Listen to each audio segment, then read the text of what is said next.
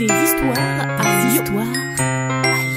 Des histoires à Lyon. Allez, vous reprendrez bien un peu de visite si belle. Saison de Noël. Cet épisode est une rediffusion de notre mini-série sur la fête des Lumières. Mardi 7 décembre 1852. Depuis 8 mois seulement, les faubourgs populaires de Vèze, de la Croix-Rousse et de la Guillotière ont été annexés à la ville de Lyon. La Guillotière est un quartier pauvre d'ouvriers et d'immigrés. Ils viennent d'Ardèche, du Bugey ou du Limousin. Poussés par la faim, ils viennent chercher du travail à la ville. Ce soir-là, sur le pont de la Guillotière, une femme pauvrement vêtue marche vite. Elle s'appelle Gabrielle et elle se dirige vers l'Hôtel-Dieu. Bonsoir Gabrielle.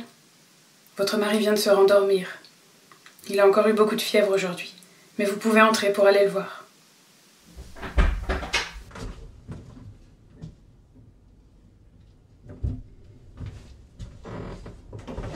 Bonsoir, c'est moi. Cette semaine, c'est vraiment pas ma veine. J'ai travaillé à toute vitesse toute l'après-midi pour terminer l'ouvrage, pas arriver trop tard. Je m'en suis brûlé les doigts. Mais j'arrive quand même trop tard. Tu dors. Je vais quand même te donner des nouvelles. Peut-être que t'entendras tout ça quand même. Pierre va bien. Son apprentissage est bientôt terminé. On espère tous que tu seras rentré à la maison quand il deviendra compagnon, qu'on pourra célébrer ça. Je l'ai vu, il essaye de faire ça discrètement, mais je crois qu'il économise 1 sou ou 2 par semaine pour un dîner de fête. Il veut nous faire la surprise. Je suis un peu inquiète pour ses mains par contre. À force de plonger toute la journée dans des bains de teinture, elles sont de plus en plus brûlées. Il ne se plaint pas, mais je vois qu'il a mal. Parfois j'oublie que c'est plus un enfant. Il commence à être solide du haut de ses 15 ans. Jeannette lit de mieux en mieux. Tu serais fière d'elle. Et elle travaille dur. Elle n'a pas peur de se brûler les mains. Et puis, à côté de son frère et de ses bains de teinture chimique, l'eau bouillante et la lessive, c'est rien. Maintenant qu'elle grandit, j'arrive même à lui donner des draps mouillés à essorer. Mais t'inquiète pas, hein.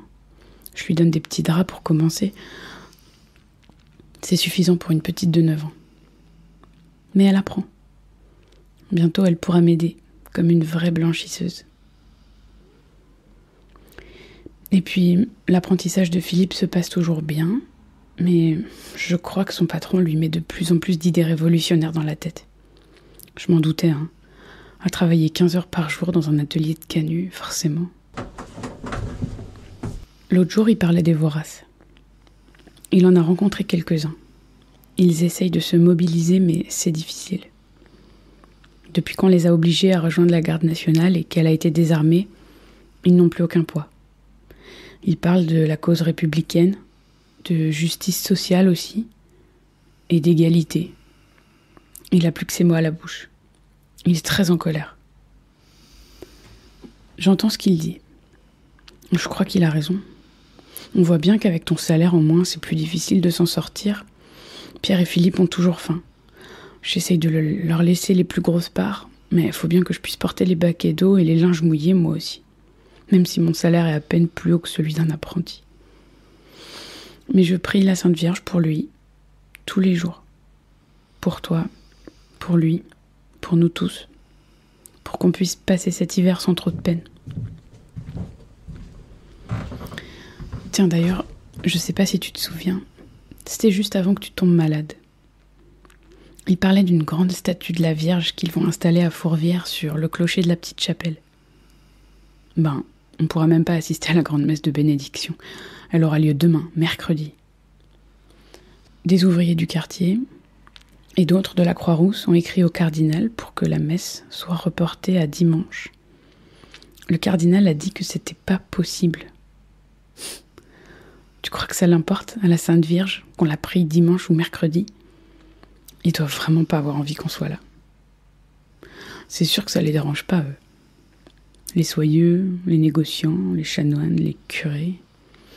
Tout le petit peuple travaille pour eux, peuvent bien aller passer tout leur mercredi à la messe et à la procession. Mais ça va être bien triste pour nous tous. On pensait qu'on pourrait au moins participer avec les grandes illuminations dans la ville, mais il risque d'y avoir de l'orage. Il y a déjà beaucoup de vent depuis ce midi.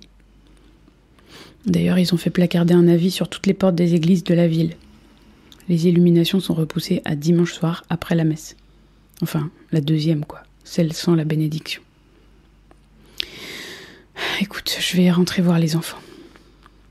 J'ai donné de l'argent à Pierre pour qu'il achète un peu de charbon pour les prochains jours. Il fait froid, on dort mal. Hier soir, quand je rentrais, je me suis retournée sur le pont de la Guillotière. Je voyais les petites lumières là-haut à Fourvière. Je crois que les ouvriers travaillaient pour finir d'installer la statue. On dirait qu'elle est en or. Même si Philippe, il y va un peu fort avec ses idées républicaines, je trouve qu'il a quand même raison sur une chose.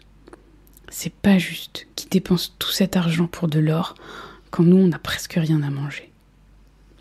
D'ailleurs, les Voraces, ils ont ressorti un article de l'Écho de la Fabrique d'il y a au moins 20 ans, tu te souviens ?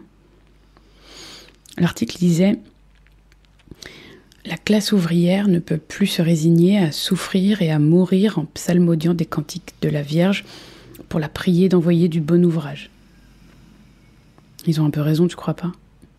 Tous ces soyeux là, qui disent à notre Philippe qu'ils n'ont pas de quoi lui donner un sou en plus.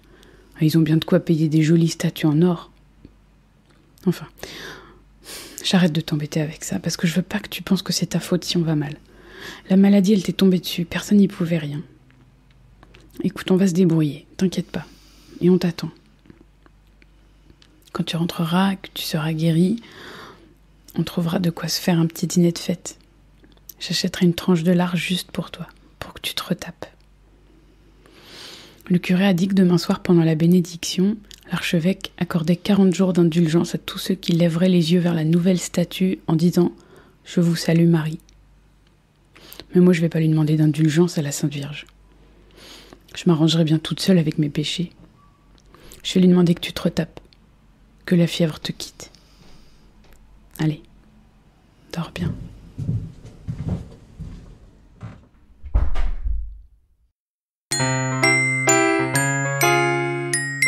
Vous reprendrez bien un peu de visite si belle. Salut à vous! Ce podcast d'histoire, de légendes et de gognandises lyonnaises vous est proposé par les Visites Cybèle, visites théâtralisées et contées à Lyon. Pour réserver des places pour nos visites ou pour acheter des bons cadeaux, rendez-vous sur notre site internet, vous trouverez le lien en description. Pour ne manquer aucun de nos épisodes, abonnez-vous. Sur ce, on vous dit à bientôt.